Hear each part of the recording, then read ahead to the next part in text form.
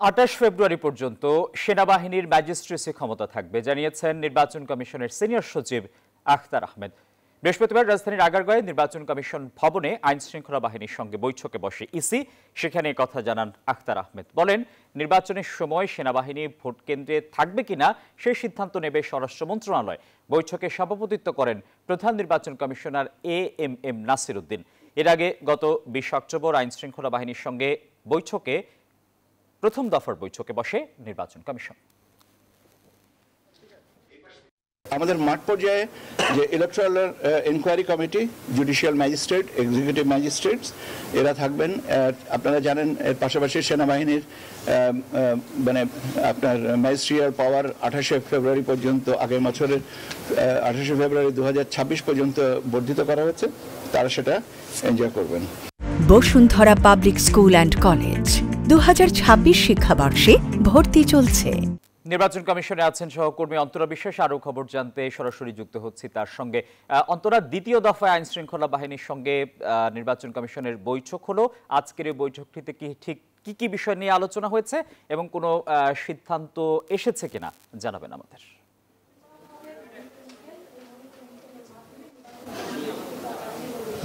আসলে সিদ্ধান্ত বলতে আপনি যেটি বলছিলেন যে ইসি সচিব তিনি আসলে জানিয়েছেন যে ২৮ ফেব্রুয়ারি পর্যন্ত এই যে সেনাবাহিনী রয়েছে তাদের যে ম্যাজিস্ট্রেসি পাওয়ার সেটি আসলে থাকবে, অর্থাৎ এটি একেবারে তিনি জানিয়ে দিলেন। এর বাইরে আসলে আরেকটি কথা সাংবাদিকরা জানতে চেয়েছিলেন যে এই যে নির্বাচন হবে সেই নির্বাচনের সময় সেনাবাহিনী আসলে কোথায় থাকবে, সর্বত্র থাকবে, কেন্দ্রে থাকবে নাকি আলাদা একটি জায়গায় থাকবে, কোনো ধরনের সমস্যা হলে তারা চলে আসবে, সে বিষয়ে কিন্তু ইসি সচিব তেমন করে কিছু বলতে পারেননি। তিনি জানিয়েছেন যে স্বরাষ্ট্র মন্ত্রণালয় যে সিদ্ধান্ত নেবে সেভাবেই আসলে কাজ করবে সেনাবাহিনী এবং সেই সঙ্গে আইন শৃঙ্খলা রক্ষাকারী বাহিনীর যে সদস্যরা রয়েছে তারাও আসলে নির্বাচনের সময় কিভাবে কাজ করবেন সেই নির্দেশনা আসলে দেবে স্বরাষ্ট্র মন্ত্রণালয়। তবে ইসি বিষয়টি মনিটর করবে। নির্বাচন কমিশনের পক্ষ থেকে কি কি লাগবে সেটি আসলে জানানো হবে এবং পুরো বিষয়টার যে তদারকি সেটিও আসলে নির্বাচন কমিশন করবে, এরকম একটি কথাও আসলে তিনি জানিয়েছেন।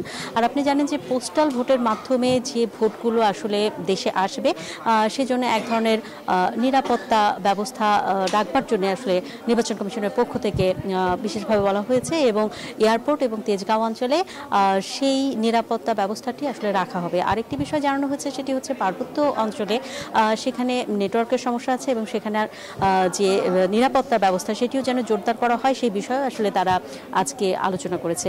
এছাড়াও আসলে তারা যে কথাটি আসলে বিশেষভাবে বলেছেন যে সেনাবাহিনীর যে সদস্যরা বা আইন শৃঙ্খলা বাহিনীর যে সদস্যরা রয়েছেন বিশেষ করে তারা যেন কোনোভাবেই যে এলাকাতে ভোটের সময় থাকবেন সেখানে যেন সেখানকার যারা জনপ্রতিনিধি আছেন বা রাজনীতির সঙ্গে যারা জড়িত রাজনীতিবিদ রয়েছেন তাদের কোনো ধরনের আতিথেয়তা তারা যেন গ্রহণ না করেন, এরকম একটি আহ্বান নির্বাচন কমিশনের পক্ষ থেকে আইন শৃঙ্খলা বাহিনীর প্রতি জানানো হয়েছে। এই ছিল আমার কাছে এখান থেকে সর্বশেষ খবর।